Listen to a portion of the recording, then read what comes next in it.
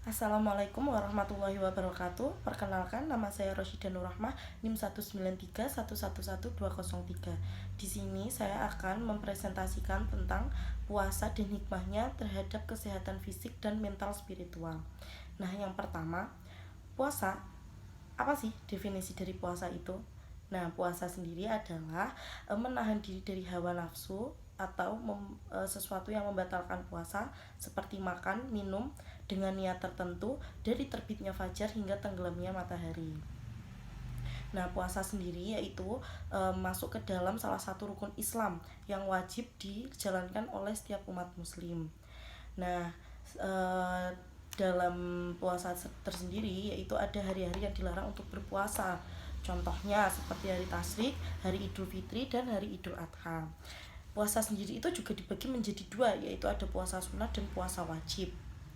Nah, menurut bahasa, puasa itu adalah as-saum atau asyam menurut bahasa Arab, yang berarti yaitu menahan diri.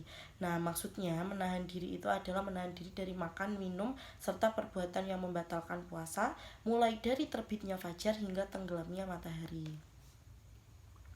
Nah, umat Islam juga dikehendaki untuk menahan diri dari mengeluarkan kata-kata kotor, menggunjing orang lain, dan sebagainya.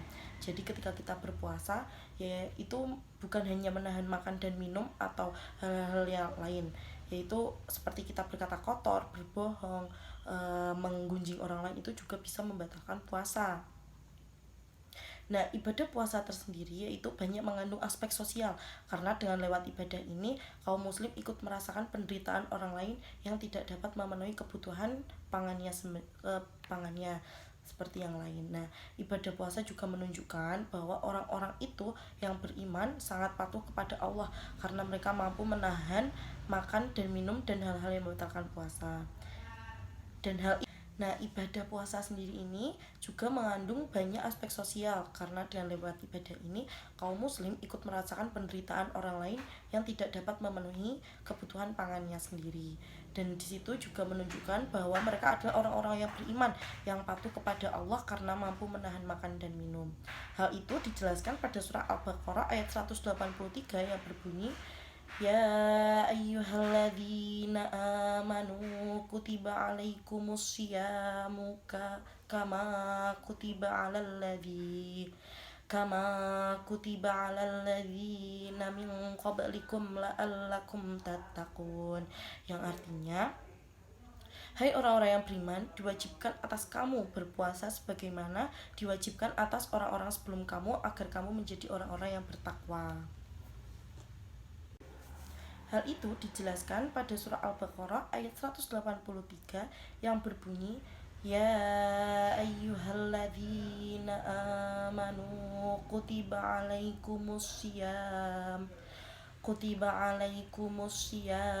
kama kutiba alal ladzina min qablikum la'allakum tattaqun, yang artinya, hai orang-orang yang beriman, diwajibkan atas kamu berpuasa sebagaimana diwajibkan atas orang-orang sebelum kamu agar kamu menjadi orang-orang yang bertakwa. Nah, puasa merupakan rangkaian aktivitas yang istimewa loh. Pada saat berpuasa itu, terutama pada saat bulan Ramadan, kita dilatih untuk jujur pada diri sendiri. Puasa juga merupakan awal untuk memperbarui jiwa kita. Nah, definisi puasa secara etimologi itu berarti menahan, dan Allah menceritakan apa yang harus dikerjakan saat puasa itu pada surah Maryam ayat 19. Nah, definisi puasa yaitu secara etimologi yaitu berarti menahan, dan Allah menceritakan hal itu pada Quran surat Maryam ayat 19. Lalu dalam sabda Rasulullah juga ada yang berbunyi, dari Ibnu Umar, ia berkata, saya telah mendengar Nabi besar Shallallahu Alaihi Wasallam bersabda, apabila malam datang, siang lenyap dan matahari telah terbenam, maka sesungguhnya telah datang waktu berbuka bagi yang berpuasa. Hadis riwayat Bukhari dan Muslim. Lalu menurut terminologi secara istilah yaitu terdapat dalam Subul al-Salam, para ulama fikih mengartikan puasa yaitu sebagai berikut. puasa adalah menahan dari makan, minum, dan melakukan hubungan seksual suami istri dan lain-lainnya sepanjang hari menurut ketentuan syara, disertai dengan menahan diri dari perkataan yang sia-sia atau membual, perkataan yang jorok dan lainnya, baik yang diharamkan maupun yang dimakruhkan pada waktu yang telah ditetapkan. Nah, dalam Islam, puasa adalah rukun Islam yang ketiga yang wajib dilaksanakan oleh seorang muslim yang mukallaf. Bentuknya dengan menahan diri dari segala hal yang membatalkan puasa dari terbitnya fajar hingga terbenamnya matahari. Lalu secara syara dalam kitab Fathul Qorib itu dijelaskan bahwa puasa adalah menahan diri dari sesuatu yang membatalkan puasa dengan niat tertentu, mulai dari terbitnya fajar hingga tenggelamnya matahari. Nah, macam-macam puasa juga itu ada. Yang pertama yaitu puasa fardu, yang kedua yaitu puasa sunnah, dan yang ketiga yaitu adalah puasa puasa makruh, dan yang keempat adalah baru puasa haram. Nah, untuk puasa fardu sendiri yaitu ada puasa Ramadan. Nah, puasa Ramadan ini juga dijelaskan dalam Quran surat Al-Baqarah ayat 183 tadi. Dan menurut ijma para ulama, tiada yang menyangkal wajibnya puasa Ramadan dan tiada satu imam pun yang berbeda pendapat. Orang yang wajib berpuasa Ramadan adalah orang yang balik, sehat jasmani rohani dan bukan musafir. Dan dalam hal ini tidak ada perbedaan pendapat. Lalu yang kedua yaitu ada puasa kafarat, yaitu adalah puasa yang sebagai penebusan dikarenakan pelanggaran terhadap suatu hukum atau kelalaian dalam melaksanakan suatu kewajiban, sehingga mengharuskan seorang mukmin mengerjakan supaya dosanya diampuni. Nah, bentuk pelanggaran dengan kafarat yaitu antara lain, yang pertama ada apabila seorang melanggar sumpahnya dan ia tidak mampu memberi makan dan pakaian kepada 10 orang miskin atau membebaskan seorang raqabah, maka ia harus melaksanakan puasa selama 3 hari. Yang kedua yaitu apabila seorang secara sengaja membunuh seorang mukmin sedang ia tidak sanggup membayar uang darah atau tebusan atau memerdekakan raqabah, maka ia harus berpuasa 2 bulan berturut-turut menurut surat An-Nisa ayat 94. Dan yang ketiga yaitu apabila dengan sengaja membatalkan puasanya dalam bulan Ramadan tanpa ada halangan yang telah ditetapkan, ia harus membayar kafarat dengan berpuasa lagi sampai genap 60 hari.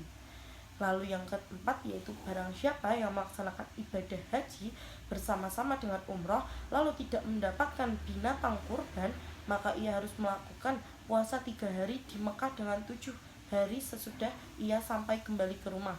Demikian pula apabila dikarenakan suatu madarat, alasan kesehatan dan sebagainya, maka berpangkas rambut atau tahallul, ia harus berpuasa selama 3 hari. Itu menurut Imam Syafi'i, Maliki, dan Hanafi. Orang yang berpuasa berturut-turut karena kafarat itu disebabkan berbuka puasa pada bulan Ramadan. Ia tidak boleh berbuka walau hanya 1 hari di tengah-tengah dua bulan tersebut, karena kalau berbuka berarti ia telah memutuskan kelangsungan yang berturut-turut itu. Lalu yang terakhir yaitu ada puasa nadar.